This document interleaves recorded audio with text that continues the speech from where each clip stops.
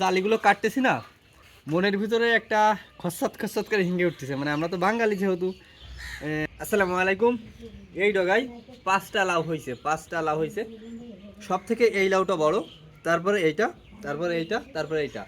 এইখানে আমরা যেটা করব, যখন জালি হবে তখন আমরা কিন্তু 2টা লাউ রাইখে প্রত্যেক জালিগুলো কেটে দেবো। যদি 4টা লাউ জালি হয় তো আমরা 2টা কেটে দেবো এবং 2টা রাইখে দেবো।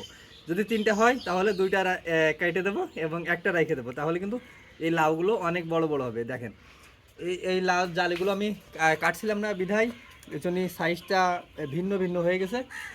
আর আরও এইগুলো কিন্তু একদমই ছোটো থেকে গেছে। আমরা যেটা করব এইগুলো কেটে দেবো, আপনাদের দেখাই। যেগুলো আমরা আগে কেটে দিছিলাম সেইগুলো আমরা দেখাই। তো এই যে জালিগুলো কাটতেছি না, মনের ভিতরে একটা খসসাত খসসাত করে হিঙ্গে উঠতেছে। মানে আমরা তো বাঙালি যেহেতু। আমি দেখছি বিদেশে যে কৃষি যারা কাজ করে, তো তাদের দেখছি যে আমি তারা কিন্তু ফল হোক কিংবা গাছ হোক, তারা কিন্তু পাতলা পাতলা করে। তাদের কিন্তু ফলনটা ভালো হয়।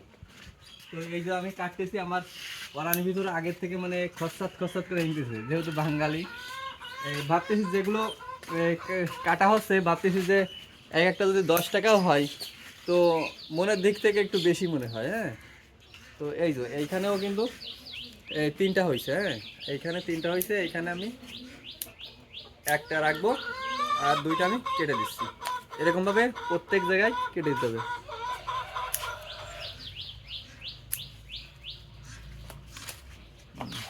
আমরা এই সাইডে একটু দেখাই। এই যে এইখানে আমরা যখন জালি হয়েছিল তখন কিন্তু এই যে এইখানে একটা ছিল, এইখানে আমরা কেটে দিছিলাম এইখান থেকে।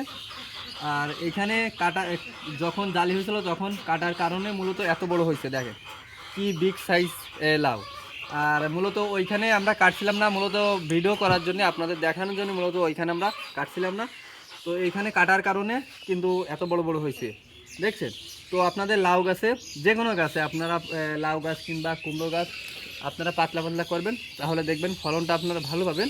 আসসালামু আলাইকুম রহমতুল্লাহ।